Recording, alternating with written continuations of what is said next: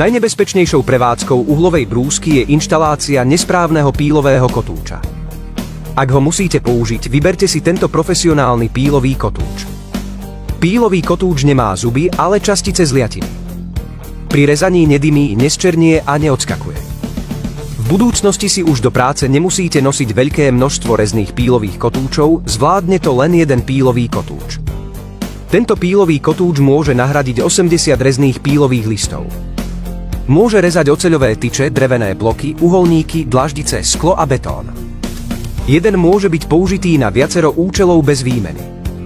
Rezané dlaždice sú hladké a čisté a ušetrí sa aj druhé brúsenie. V procese rezania nielenže nevzniká prach, ale nevzniká ani iskra. Diamantový a pílový kotúč sú spojené do jedného a okolo neho je viacero otvorov na odvádzanie tepla. Beží vysokou rýchlosťou bez zahrievania a môže byť použitý dlhší čas. Má rýchlu účinnosť rezania a je dobrá vec pre skutočnú prácu. Táto vec dokáže rezať oceľové tyče ľahšie ako vlasy a dokáže rezať sklo hladšie ako jablká.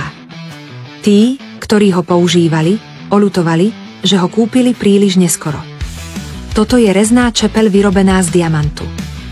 Je veľmi tvôdý a ostrý. Dokáže rezať mramor, betón, sklo a všetko ostatné.